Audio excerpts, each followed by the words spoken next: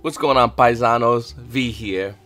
So this is going to be the first weekend after YC Chicago. A weekend in which Yugioh players are preparing their decks and going to their locals, going to regionals. In my case, I'll be going to the one I think in Indiana I'm going to this weekend. And we're going to be competing. Now, every Yugioh player has already placed their bets. We've seen the market go all over the place. We've seen everything go crazy. But the question is, what decks are the best? What decks can be the tier 1 slots? What's the 1.5 slots? What's the tier 2 slots? These are questions that this weekend can definitely help answer. Now, a lot of Yugioh players are preparing to play against Danger variants. A lot of Yugioh players are preparing to play against other decks as well, like Pendulum Magicians, Burning Abyss, Altergeist, Subterra's, and everyone's focusing on a certain type of deck. The question is the Danger variant the best? Can it hold up to the scrutiny of the meta? Now, I let it to you guys. I said, what deck should I play this weekend? It was Subterra's, Altergeist, and Pendulums. Everyone said for me to play Subterra's, so I've been practicing my Subterra's literally non-stop. I thought I was going to get more Altergeist. I still have an Altergeist deck profile coming up for you guys, probably by sometime next week. And I'm going to say right now, if you don't have Extravagance, don't worry, you can still play Desires. Extravagance definitely is a better card, but you can still play the Desires build of Altergeist and still do good. I don't understand this mentality with Yu-Gi-Oh players or people going around doing deck profiles going, if you don't have Extravagance, if you don't have the $73 card, you're not good. I'll smack you with my Desires in my Altergeist any day of the week. Extravagance a good card? Absolutely. But don't sleep on Altergeist as they are. They're still an amazing deck, and I feel like a lot of Yu-Gi-Oh players have forgotten that. We got a shiny new toy, and they've forgotten that the other toy works just as good, and if not better in certain cases. So I would love to see what you guys think and what builds you're playing. Guys, whatever it is, please comment below. Let me know what decks you're choosing to go to locals with. Also, I just want to say a quick thanks to everyone who's my Patreon. I'm working on changing my Patreon soon, so keep an eye out for that one. And if you guys want to have your comment question answered at the end of these videos, go ahead and leave a comment. Say question for V, hashtag question for V, Q4V. Yeah, Q4V sounds pretty good. Q4V. Okay, anyway, and then ask your question, and I'll answer your question by the end of the next video. I really appreciate you guys watching my market watches. This one's just about the meta cards moving forward into this weekend. So if you're looking for anything spicy, I won't have it yet, but like I said, I'll have a lot of updates coming. I've been doing market watches almost every day at this point, and I enjoy doing them. I enjoy talking about them. So let's go right into the market, guys. Savage Strike, the newest set coming out with Potted Extravagance at $73. I said it would stabilize and not get higher in value. For the most part, it's been hovering around the $75 price point. You see them right in the market price, and you see roughly around $73. In fact, I guarantee you, going to vendors this weekend or going to your local store to buy Extravagance, it'll probably be around $75. Any higher, you're getting ripped off. With that said, I believe in Subterra's, this is a needed card, but like I said earlier with Altergeist, it's not a needed card, and I feel like a lot of you guys have forgotten that. Listen, 2 Duality, 2 Desires was what Altergeist played before. You can't supplement that with 3 Extravagance and think you're going to get the same result. It just doesn't work that way. In fact, in my opinion, I would probably play 2 or 3 Extravagance in Altergeist or Desires, you know, but I still will stick with the Dualities. You still need that opening play. You still need a strong opening play, and Duality can help you do that as well. Moving forward, Fantastical Dragon, Phantasme is about $65. A little under $68 market price, but for the most part, once again, it's hovering. Don't stick with this too much. In fact, by next week, we'll see all these prices probably go down a little bit more, being the fact I think one card, probably be Phantasme, might you know, stabilize, but for the most part, by next week, I guarantee you a lot of these prices will be taken in value. Boris Sword Savage Dragon went up in value, as it would be, because we're going into the meta. So every Yu-Gi-Oh player wants to pick up theirs. Market price of this card being roughly around $25. And we're seeing it around 24, but after that, I'm sorry, around 25. And after that one, it's around 25 as well. Listen, Boros Savage Dragon is a phenomenal card, but it's not going to maintain its high value. It's impossible for it to maintain its high value. It's only used, I think, in 2 decks, if that. And to be honest with you, it's good, but it's not good enough to maintain a $25 price point. It will tank in value. Witcher Strike is $15, and hopefully it falls lower. I know a lot of people in my comment section have been saying, V, I'm going to buy it when it's 10. And that's your prerogative, brother. Totally agree with you on that one. Absolutely. I got a regionals, so I'm probably going to buy this card a little bit earlier due to the fact that this card's phenomenal against Subterra's and Altergeist. It's probably one of the best cards against that deck. Psychic Wheeler is also around $13. This guy is just trolling. Looking at Trickster Corbane, it's about 11s. It was holding roughly around $12 at the beginning of the week after the YCS, but it's going down in value. And this card stabilized. The Super Kaiju is about 6s. War Legacy Guard Dragon's roughly around $6 to $7 as well for the Ultra Rare. Quantum Dragon's around 5. Nobody really plays it, to be honest with you. Trickster Life Stage is around under 5s. The Valkyrie card. Sunlight Will is still a $3 rare, which I don't like it being a $3 rare. It's annoying. But at the same time, if you're looking to play Salamangreats, you have to get this soon. Next week, Salamangreats will be coming out, and we're going to see a lot of crazy things happen. So get ready for that one. Moving forward in the market, guys, looking at Hidden Summoners, Prank Kids Place, which went undefeated in Swiss at the YCS, and we're still seeing it hover around 12 bucks. Yu-Gi-Oh! Players are not wanting to bite at the Prank Kids bait. And that's what we're seeing here. Looking at Prank Kids do. It's around 6 bucks almost. It's still not enough. Yu-Gi-Oh! Players are not caring about this deck. It's a great deck. I think it's a formidable deck, but a lot of Yu-Gi-Oh! Players are just in their mind, they're like, I don't care. I have my other deck set in mind, and that's what they want to play. This is still a phenomenal deck. Don't sleep on Prank Kids. Know what this deck does, or else you will lose to this deck. It's that simple. Once you know what Prank Kids do, I feel like it's a lot easier for you, whatever deck you play, to combat Prank Kids. But by not doing that, you're allowing this deck to have so much information on you, and they're going to win. Same with Subterrors. Not for nothing. I'm going this weekend to a regionals with Subterrors. I guarantee you, Yu-Gi-Oh! Players are not going to know what my deck does. I almost assured a majority of my wins, if I had to make a prediction, are going to be based off Yu-Gi-Oh! Players not having knowledge, not being skillful enough. I will bet on that. And that's because Yu-Gi-Oh! Players don't respect other decks. They play one deck and they respect that one deck, but they don't respect the other decks in the meta. That's not how you play Yu-Gi-Oh! Competitively, my friends. You better know every single deck in the meta, all the cute little things they do, and the dumb little rulings. So when you play against them, you have the advantage. Moving forward, guys, looking at Soul Fusion, Thunder Dragon Colossus is about 53. After that, it hits roughly around $55. That's around where its market price is. It's stabilizing around 55. And to be honest with you, I want to play Thunder Dragons. I actually really do. But this price point is way too higher, and April is way too near for me to be putting 150 bucks in Thunder Dragons. So I'm personally going to wait on this deck. I'm not sure what you're doing. Like, if you have the cards already, cool. It's a great deck. Amazing deck. But it's a lot of money. I don't think I'm going to be putting that kind of money into this deck. Looking at Dangerous Chuchinoko, it's around $49, near its $53 market price, to be honest with you. Look over your first edition, your mint, it's about 51. It's near 50. It's right there. Trap Trick's another card that's roughly around $31 for unlimited Trap Tricks, which is around a $31 market price. Looking at the first edition version of the Trap Trick, we're seeing it almost near $35. It's not worth it. I'm sorry. It's a great card. It's just not worth it to be at this high price point. And then you can play holding 3 of these. It's up to you whether you want to sell these or not, unless you really have a big use on me. I understand Trap Trick into Eradicate Epidemic Virus. That's a real play, and I totally agree with that. But if ever you play that's going like Trap Trick into another floodgate, hopefully your opponent walks into it like a Witch's Strike, it's a horrible idea, and I don't recommend it. Chaos Dragon Levineer is another card that's roughly around 12 bucks. Orchestrated Return is around $12. Chaos Dragon Levineer, okay, it's seen some meta play. I think its price point is still going to fall down in value. I think it's spiked enough, and it already has a $13 market price. It's going to go down in value. For Orchestrated Return, I know a lot of you players are waiting for Orchestra to get more support, but this card's still way too high in value. Looking at the Dragon Dark, it's roughly around 10. That's where it's always been. Dragon Roar's around 7s. It's kind of where it's 7 to 8s, where it's been hovering for a while. Dangerous Thunderbird was like a $2 card, $3 card, and now we're seeing it almost near $7, higher than $6 market price because it's seen some meta play.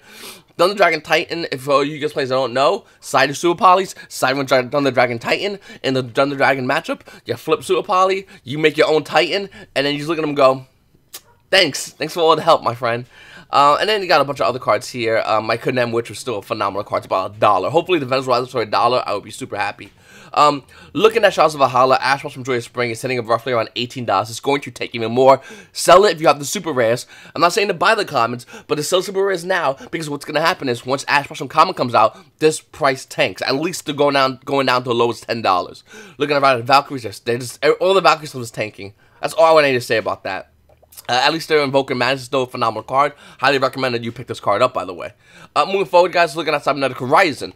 Boruto Dragon's roughly around $90. I mean, it's $88 for Unlimited. Market price is about $89. First edition is about $89, which is really, it's almost at $90, to be honest with you, for Boruto Dragon. Everyone and everywhere is going to have this card at the $90 price point. No one's going to be like, I value it at $88. It's just not going to happen. My nose is a little bit stuffy. Looking at Danger Nessie, it's hitting roughly around $50. Under its $54 marker. And this is the thing with Dangers. They get inflated, the price blows up, and then it cools back down. Looking at Danger Nessie, it's actually cooling down. It's roughly around $55, as you can go see over here for the market price, but we're seeing it here around $50. It dropped $5, and that might not be significant for a lot of cards. For this card, it is, because it has a history of doing this. It's going to go lower in value. Looking at Danger Jackalope, hey, I'm not sure if anyone remembers this. Last week, actually, no, I'm sorry. Early this week, around Monday, Tuesday-ish, this was a $44 card. Looking at the market price, it's roughly around $29. First editions are $27.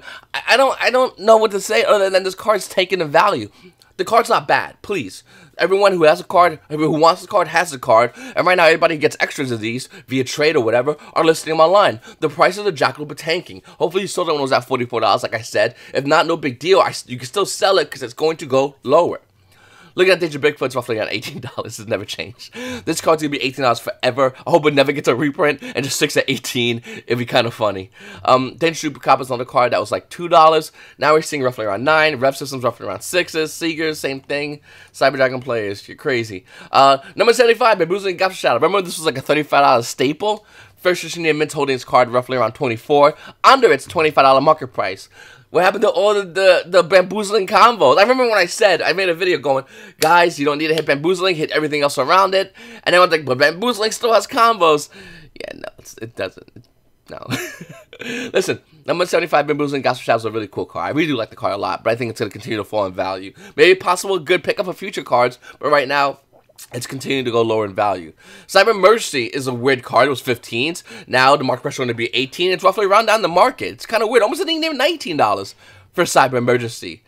Gamer Shields are the MVP of Battles of Legends Relentless Revenge. Secret Rare Gamer Shields are $7. Same price as number 27 Dreadnought Dreadnought, as well as Trickster Reincarnation if you are into that kind of stuff. Family Night Fog-based Secret Rares are $6. But the commons from the box that nobody likes or talks about, the Voldemort of Yu-Gi-Oh, is $5. Yeah, I don't understand it either. But I'll tell you right now, I sold one recently for $5. Okay, looking at Flames of Destruction, Infinite Permanence is money. Who'd guess this? Now, the market price is going to be about $92. It's actually $91 for Infinite Permanence. Still a $90 card. Woo! And the funny thing about this card is, I love my Ultra-Guys. I'm not playing Ultra-Guys. I don't like Infinite Permanence. I'm still playing it at 3, but I don't like it. I'd rather play... I miss playing Ultra-Guys already. Like, I'm playing something, so I feel like I'm cheating on my wife with my clone of my wife who's less attractive, but has some cool things. I don't know, that's how I feel with this deck. Like, I love Subterrors a lot. They're really fun, but I feel like I'm not going to win because of skill like I would if I would Ultra-Guys. I'll skill my opponent. I'll grind my opponent. With this deck, I feel like instead of skill would win, it'd be more of like, hey, I'm not the effect that you know what it does because you don't read cards. Attack the game. I don't know. That's how I feel. I could be wrong. Hopefully I am. Definitely, I'll probably do like a regional vlog. I can't wait to do that, guys. It'll be really fun. But looking back at Infinite Permanence, it's around $91. Still insanely high in value. We got an Ultra Rare reprint coming through, and the price point has not changed. Unlike Ghostbell and Haunted Mansion, whose price point has changed. Ghostbell and Haunted Mansion holding roughly a $50 to a high as $55 price point. Market price showing this card to be roughly around $50. Unlimited Lightly Played, $42. After that comes 46, then 48 for a first edition. Lightly Played, Ghostbell and Haunted Mansion. The price point is falling down. It's not a bad card, but it's not worth the value. And even though that this card's getting a reprint, I still feel like this is still a high price point. I think it's going to be continuing to fall in value. Nightmare Unicorn's holding roughly around $36. It was $33. Market price showing this card to be around $37, but it's $36, almost near $37 for a Nightmare Unicorn. Nightmare Corrupted Blee is about $33. Unlimited's about $33. First editions are about 35-ish, 34-ish. I'm not too big of a fan of this card. I think this card's going to be going lower in value soon. Definitely sell if you have the chance. Vampire Sucker is $18, $19. That's insane. World Elixir Succession is about to hit $15. Market price of this card is $14. This card is always $10. I don't... Why is this money? It doesn't make sense to me because this card doesn't see as much play. Like, I don't get it at all. I think we saw one deck that had one of these in the main. That's it. And it's 15. Bro, my mind's blown. Looking at Nightmare Griffin, a card that was like 6 to 8 forever. The market price showing this card to be around 12. First editions are about 13, almost near $14 for Nightmare Griffin. The card is pretty good. Who knows? Who knew? Ultrageist Multi-Faker, besides the fact that Ultrageist didn't have that major of a showing in the top tier decks at YC Chicago, Ultrageist Multi-Faker doesn't care. It's still almost near $10 for a Multi-Faker. Now, the price point about this card when it first came out was roughly around $15, but it dropped as low as $6. And now we're seeing it here almost near $10 because Yu-Gi-Oh! Players are like, oh my god, all the guys got the plays. And I guarantee you this weekend a major breakout deck that we'll see all over the place would be Ultrageist, because this deck could play Floodgates all day long. Floodgates like Mind Drain and all that kind of spicy stuff. And they could proc cards off Multi-Faker, not off Mind Drain like I said in my other video and I was wrong. And only 2 people actually re-commented after the initial guy, who I thanked by the way. Yeah, it could play Floodgates all day long. The best Floodgate trap cards this deck can play, and for the most part, proc Multi-Faker, which is phenomenal. Once again, I love my Ultrageist bait. I really want to play so badly, but YouTube said play Subterra, so this is for you boys. Next, looking at Extreme Force, Savage Skull Dread, hitting a price point of $30. We knew this was going to happen. Mythical Beast Jackal King, hitting a price point of $12, higher than its $11 price point. And the thing about Jackal King is, it's worth it, because Pendulum Magicians are inexpensive besides 2 Jackal Kings, not 3, but 2, and you can just play, you know, that Caillou guy and just stun your opponent. It's hilarious. Except the opponent has hand traps. I think it takes about 2 hand traps, maybe 1, but definitely 2 hand traps to shut this deck down, depending what it draws. It's still a phenomenal deck, and can still work, and I guarantee you this weekend will be working against a lot of Yu-Gi-Oh! Players who will unfortunately have to lose to this variant of the Caillou variant. It's a fun deck, and I think a lot of Yu-Gi-Oh! Players are going to be confused by that. You know, ashing the wrong card and just getting washed. I could be wrong though, so we'll have to see what happens. Moving forward, guys, looking at Inspector Border, it's roughly around $7, about to hit $8. Market by showing this card to be about $7. Now this is original print. Unlimited might be a little bit less, but original print for first edition near mint Inspector Boards are actually hitting near $9. $9. The price point of this card is increasing higher and higher in value. And it'd be really interesting to see. I mean, with Inspector Board going high in value, you almost have to main Prankatops. I mean, side your Prankatops. It almost has to be done. Now, another reason why this could be going in value is because Two Dracos. Two Dracos is a deck that a lot of you players forgot about until a couple of days ago when everyone's like, oh my god, this deck has 3 Monarch Stormforce. Like, your lockout combo still loses to all that kind of spicy stuff. So we would have to see what happens with Inspector Border, Inspectors. That'd be great if I made a deck about that. Just negate traps, negate mon. It could be kind of fun. I like stun decks. Anyway, it'd be kind of fun to see what happens with this card versus, playing with True Draco versus the meta. I mean, True Draco's another deck that I think is another phenomenal deck that can be a breakout star this weekend. Corbett Grams on the card about $6. Same with the Mech Knights, Triple Burst Dragons are roughly around 8. Moving forward, moving forward, evenly matched, hitting a price point of $37 to $38 for unlimited near mints. Market price of the card is $33. Looking at evenly matched first edition, that's $39, bro. $39s for evenly matched. That's pretty spicy. Now, the reason why evenly match is going higher in value because Yu-Gi-Oh! Players are realizing that the deck is good. Oh, wait a minute. I could play evenly match in Ultrageist and proc Multi-Faker? Get the fucker. Like, obviously, I've been talking about that forever. If you're new to the channel, I literally started my Ultrageist with evenly match in the main at 3. My mentality was always, I can evenly match you, proc a Multi-Faker, and you have 1 card on board. Most likely you're going to save the monster. Majority of times when people are evenly matched, they go to save their monster. If you're playing against Ultrageist, or you're playing against, not Subtest, I'm sorry. But Subterra's too, but Ultrageist, if you're looking to play against Thunder Dragons, they want to save their monster. That's the main thing to save. And then you proc Multi-Faker, you're like, time to die? I'm going to make Hextia, go into the gate, and if you don't have an answer for my, my Melisy, anyway, I'm in an Ultrageist mood, but I should be in a Subterra mood. Even match is still a good card. Side and Subterrace. It's a phenomenal card. Also, Strikers are playing this as well in the main. A lot of builds are working on going second builds because a lot either go second and blow your board out, control the board, or we're in the go second and murder your face and then go into game 2. Like, that's the kind of mentality we're in with the players nowadays. And this is why evenly match is going higher in value. Hopefully you got it when it was low. I keep talking about this card nonstop because it's a phenomenal card. It's broken. It needs to be hitting the ban list. It should be banned, in my opinion. This card's insane. We have to see what happens in the meta this weekend. Borderlord Dragon hitting a price point of roughly around $35, higher than a $30 price point. The reason why is because Borderlord's still a good card. I think Yu-Gi-Oh! Players are still playing it. Yu-Gi-Oh! Players, for the most part, didn't sell it. The thing about Barlow, there's not many in the market. We're seeing 17 prices. This guy has 12 of them, but that's at $34. Still higher than his $30 market price. Wing Dragon and Raw Spear Mode, it's going up in value. It's hitting near $6 for this card, where it was $5. And the reason why is because every Yu-Gi-Oh player needs to stop your opponent's board. And Spear Mode's pretty good at doing that. Looking at the Shrudos, the rares are $3. Hopefully you have that. Now, I'm not even going to look at the super rares. They're like 6 or 7s. Quick Launch is also about $3, going higher in value because even though Guard Dragons aren't doing much, it's still a good card. So when we get Needle Fiber one day, you can play that version, I guess. I mean, I don't understand why it's still high. This card's insane and high in value as well as Metafeet. Okay, up next, Maximum Crisis. Now, this is a weird thing happening. Looking at Ash Blossom for Maximum Crisis, we saw the price point stabilize roughly around $40 to $44. We saw that. Where other Ashes went low in value, Ash Blossom Maximum Crisis stabilized. Well, things are a little bit different now. Market price of Ash Blossom was $41. And Unlimited Lightning Plate's about $40. First edition is a little over $40, about $41. So Ash is still holding at the $40 to $41 price point, but it's definitely went down a lot, in my opinion. And to be honest with you, I still say the best Ash is the Secret Rare Ash. Other versions I would get rid of, wait for comments, and then you can rebuy whatever you want to rebuy because the other versions will go down in value. But looking at Ash Blossom Joyous Spring, the Secret Rare kind of went down a little bit for enough to be significant enough for me to go, what the hell's happening? This card should have went higher because Yu-Gi-Oh! Players should have been pulling out Super Rare and Ultra Rare and going for Secret Rare as they would want to because that would be the highest rarity at the time. We're to see though. Ignis Heat from Maximum Crisis. Price point's roughly around $15. Market price of this card was $9. We talked about this card the other day. I'm not going to go too deep into it, but 2 Dracos are still a deck. Respect them or lose to them, your choice. Another weird thing is Masterpiece, the banned Draco Slaying King. Market price is $6. Unlimiteds are 6s. Okay, let me see if I can find a first edition version of this card. First edition are 8s. This card is banned. Calm down, guys. Calm down.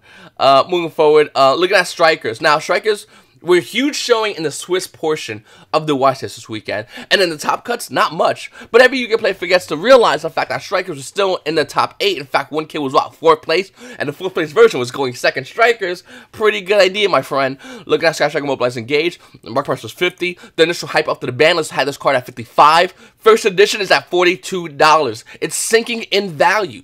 Looking at Widow Anchor, another card that hit 35 is a high.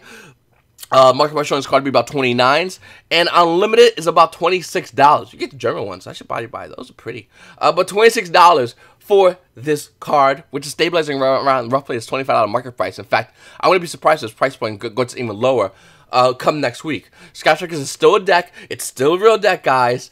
Just because the price points are tanking, Yu-Gi-Oh! Players are still playing this deck. Respect it or lose to it. Moving forward, let's look at OTS Pack 8 with Joe and Lockbird being $50. Around a $52 market price, but still around $50. After these two guys actually hits this market price. Kagari actually going lower. Market price showing this card to be about $30. Unlimited Kagaris are about 28. It's not tanking in low, but it's not moving up. We're seeing it kind of fall down. Scapegoat, $23 market price. It's actually at $17. And everyone that wants to play Goats, just wait. This card price is going to go lower, and then you can play Goats. It's kind of cool, actually. Look at Shizuku, another card with a $38 market price. Ready for this one? $29 for Shizuku. $29 out of a $38 market price. Why? Well, every Yu-Gi-Oh! Player that wants to play Strikers has a deck already. Nobody really wanted to invest $55 in Engages and invest kind of $38 and all these crazy high prices for Strikers until the day after the bans. The day after the bans, everyone was in on it, and then after that, they're like, okay, I can't. This is ridiculous. And now Yu-Gi-Oh! Players are kind of pulling back and just waiting to see what happens this weekend and next weekend to see if Strikers can still maintain their spot as a dominant Tier 1 deck. This past weekend at the YCS, not for the most part, not really, but still had some pretty big showings. Stratos being a $36 price point, it's $34.50. It's none of this matters for Stratos. If the card was a penny, if the card was $1 million, hero players don't. They choose their prices. Looking at Trickster Lycras, it's actually hovering around 28, which is his market price. And the reason why is because Trickster's had some pretty decent showing at the YCS. I think the deck is still not that good, but we would have to see what happens moving forward in the meta. Looking at Tekka's Light, the card's about $6 in the market price, and we're seeing it near a $6 market price. It did have a buyout, did it go really high in value, but now we're seeing Tekka's Light go low in value and stabilizing at 6. It's so higher than 3. It's like that weird thing I talked about not long ago, why I sell like a shoe company, and they originally have a shoe at $20, and they make the shoe go to 60, and everyone freaks out, and the shoe goes to 40, and everyone's like, oh my god, what a deal. That's literally Seconds Light. Seconds Light was $3, went to 15, everyone's like, what the hell, and then went to 60, everyone's like, oh my god, what a deal. And it's like, no, the card doubled in price point. The card had a 100% price increase at settlement. We're seeing roughly around $6. I mean, it's still going to hit 7 after that, but we have to see with this weekend, where every Yu-Gi-Oh! Player is going to OTS, is cracking the packs, putting more Seconds Light on the market, as well as Yu-Gi-Oh! Players buying Seconds Light, getting ready for the meta. We would have to see what happens with this card. Moving forward, guys, Mega Tins, reprint time, evenly matched. Not a big fan of the Mega Tins. Mega Tins, for the most part, is pretty lackluster. I still like the Ultra Rares, but looking at 2018 Mega Tins, I still think the Ultra Rares have value, by the way. They're going to have future value. 2018 Mega Tins, evenly matches about 31. It's still lower than the other version, sure. Boilo Dragon, 29. The other one's, what, 34. Yugioh was another card, about 28. It's a stabilizing. Inspector Board is about 7s, which used to be 6s. So even this version of Inspector Board is going up higher in value. Top Logic Bomber Dragon's around 6, which is decent. I don't think this card will start falling lower in value. For the most part, rest in peace, Firewall. For the most part, Mega Tins aren't really doing much. The Strudo, though, the rare of the Mega Tins, is like $3. Same as the original print rare, which is kind of weird. Moving forward, guys, Ash Blossom Joy Spring from the Legendary Kaiba Collection. The ultra rare Ashes are about $20 under the $21 market price, almost $20, $21.60. And the reason why Ash is going so low in value, because it's getting a common rare reprint. Now, it's not spiking hard low, but it already did already. It's $20 for an Ash Blossom. That's pretty crazy low, if you ask me. Card had a price point roughly, what, I think it was 34 at stabilized price point. We're seeing it go low. It's going to continue to drop, by the way. Looking at Draw and Lockboards, about 17s. Card of Mice, I think it's going to be a blowout card from this set. Ghost Ogre is actually $10. Regeki is at 9s, and it's a little higher than its market price. It's a little bit. I think Regeki is going to go up in value in the future, so mark my words on that one. I think this card will be hitting $20. I really do. Utopia Lightning stabilized at 6, where it should always have been. Return of Dragon Lords is a $7 card. What? Okay, $7 for Return of Dragon Lords. Secret Terraforming is around 5s. That makes sense. Moving forward, guys, looking at Structured Deck Power Code Link. Your Lady D-Bucks are now $7. No more, not like random skin on my lip. No more, $6 debugs. No more originally as they were $5 debugs. No, it's $7 for Lady debugs. Now, if you buy the Structure Deck Power Core Link Structure Deck, which is roughly around $10 anywhere, you can get a common effect value. It's about $1. Land for Source is about $1. And you get a lot of great staples like Phantom Sky Blaster, which saw a meta play this weekend. Terraforming, which is a phenomenal card. Jurigator, which saw a meta play in the past. Wonderful One, which is a pretty damn good card if you ask me. And I think this is a pretty good deal. I think I would buy the... If I had to buy Lady D-Bucks now, instead of paying $7, I'd rather pay an extra $3. And I would buy this to get all the staples. Like, it just makes sense. You can pay 27, was it 7 times 3 is 21, or spend an extra bucks and get a bunch of staples. Like, I don't know, it's up to you guys, but a lot of good staples in Power Code Link. But if you want to get your Lady D-Bucks, you want to get on top of that now, because we're moving forward in Salamangreats, and a lot of Yu-Gi-Oh! Players are looking to get that. Common question of the day, if my thing loads. Okay, Danicon 3. As a store owner, has shifting rarities coming from boxes, adding guaranteed hollows, hurt your profit as a store owner? I know the secondary market is far less diverse as a result, and super rares are basically irrelevant. To answer, I think you have another question, I believe, but I want to answer this right off the gate. Yes and no. Let me explain. When we first had to change from rare to super rare, and where everything came out super rare, a lot of the value, for the most part, was waterless. A lot of Yu-Gi-Oh! Players didn't care about it, and for the most part, it didn't really matter. And in fact, if I knew this, I could have, in the future, I could show you a market watch in which the older super rares, after the shift, actually are starting to go up in value. And the reason why this is happening is because rares, even though they are still hold value, like, you know, rare draw and lockbirds are always going to hold value, old school rares will hold value, is because we have the older versions to hold value. When the first shift of the super rares in the boxes from the regular rares came out, there was no value because there was no way to look back on. There weren't upgraded versions of older great rare cards. They were just guaranteed super rare cards of current things. So for the most part, it didn't matter, to be honest. And everyone's like, okay, we all have all these supers. Next box, we all have the supers. It might take a while, but I think in the future, we would see the original super rares, some of them, not all of them, go up in value because they're the first, they're the hardest to get, and a lot of Yu-Gi-Oh! Players won't have access to them. So keep an eye on that shift.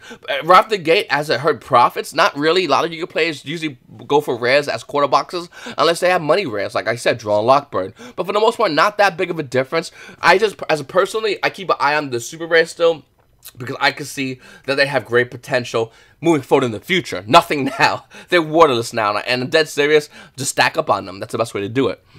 Second question is, I feel like sealed product doesn't have much high in value. When I say that, I mean the boxes themselves don't spike like crazy, and that's because with Konami, since they sell to store owners at a flat rate anyway, it's a it's the stores who benefit from the price difference when sealed product inflates. Absolutely, you're 100% correct on this. The weird thing about sealed boxes, and a really confusing thing, is there's not a big Yu-Gi-Oh! Secondary market for sealed boxes. I think the secondary market of store owners or those holding sealed product would change if Yu-Gi-Oh! Players valued sealed product. And I believe you're alluding to the Magic the Gathering market, in which the Magic the Gathering market goes crazy over sealed product. They go insane about it. But in Yu-Gi-Oh! It's not the case. We don't care about sealed product in Yu-Gi-Oh! We want our singles. That's what we want. Sealed product, for the most part, doesn't matter unless it's something huge. I'm talking like a sealed box of Retro Pack. If they made it like that, actually. I'm talking like a sealed box of First Edition LOB, mint, clean. That would matter because everything you're cracking is a Gem 10. But even the Gem 10 secondary markets are really rare compared to regular average Yu-Gi-Oh! Players who also collect on the side. So going back to your original, what you said about sealed product, it means nothing. Stores shouldn't carry it because a brand new box right now of Savage Strike, give it a couple of months, is way lower than what it's going to be. Every sealed product, for the most part, I mean, I'm talking 99% that comes out, that's new, when the next sealed product comes out, that's decent. It doesn't have to be amazing. It's decent. That box loses value and continues to lose value and gets thrown to the side. And as the meta shifts, as banners come out, cards in that sealed box can get banned, it makes it lose even that much more value. Whereas Magic has the modern market. I could do a whole video on this because there's a lot to digest when looking at sealed product. But the overall theme is sealed product in Yu-Gi-Oh! Is a horrible idea. Stores only have a certain amount of sealed product to look nice for the customers, but for the most part, stores don't care about sealed product. I mean, I don't know what other stores do. I'll crack my sealed product, sort it out, and throw it to the side. I'll sort it for dollar binders, sort the value, get rid of the value cards at the moment, and then anything that I think that can have future value, I'd put that to the side. That's what I personally do with old sealed product. I haven't done yet because I've been lining my store up with it, but in the future, I'm going to be looking toward doing that because I feel like that's the best way to shift the sealed product into a more profitable version. Like I said, I could do a whole video. It's a lot to digest in that. I know a lot of you guys are like, a lot of guys are probably confused, but it's trust me, it's a lot mentality when you're owning a store. Okay, Mr. Over 9000, I'm going to do two questions in this video. Mr. Over 9000 says, I think you may have answered this already, but how does a store gain OTS status? Well, it's relatively simple. See, as a store, once you are... I made a video about all this, but to break it down really quickly, you email Konami. Konami has an email. They have a contact us. It's like US underscore at Konami support or OP. I forgot which one. One's OP for organized play. You shoot them an email. Say, hey, listen, I'm a new OTS. I just opened. I would like to apply to get OTS status. Konami goes, phenomenal. Send us a bunch of pictures, including a front sign, very important. That's not like some kind of jank-ass sign, like a real front sign. Sends a bunch of pictures of the inside of your store. Sends us pictures of your inventory. Yeah, no, I'm not joking. You have to have inventory for some pictures. Sends all these pictures, and then we'll look at them, and then we'll let you know what else we need. And they go, okay, cool. You send them the pictures, and they go, okay, cool. Now we know you have a store. Now we know these pictures. Let's see if it's your store. Sends all this paperwork. Got full paperwork, and you have to mail it to them. You can't like email to them. You have to like physically mail it to the Konami, which is Konami. You are Konami Digital Entertainment, but you still require us to fill out deck lists and mail paperwork to you guys. Your name has digital in it. Anyway, And that gets sent to Konami. You wait a while, and then you get an email going, yay, you're an OTS store. And you get a bunch of login information, a bunch of information that you have to read. Read every single bit of it. Read it twice over. I'm not even messing around with you guys. Read all the information they send you. Then you get a link to another Konami site, which is specifically for store owners, that has to download the Konami software and read all that information. Read as much as possible. Anytime Konami sends me anything, I read it like 3 or 4 times over before going, okay. Then you get monthly, I think it's quarterly or monthly, whatever Konami newsletters. Those are great sometimes. So those have a lot of cool things in it, and then they have a lot of soft threats, like the difference between sanction and unsanctioned, and you'll get wrecked if you run an unsanctioned tournament. Like, it has kind of, you know, they have cool things. It does have a lot of cool things, though, but it has that undertone like, we will bury you. It's the weirdest thing. Anyway, guys, I really appreciate you guys watching my Market Watch video. Please, Q for V. Comment below, hashtag Q for V. Comment below, guys, let me know if you have any questions. I really appreciate it. No Market Watch tomorrow. I can't. I'll be playing at the regionals. I'm sorry. I'm sorry. I will have a regional vlog, though, and I really appreciate you guys would. Make sure to subscribe, hit the like button, comment below, tell your friends when you go to locals about this great channel. Spread the word around. Your boy V appreciate it. Guys, you play Zonos, have a great day and a great weekend.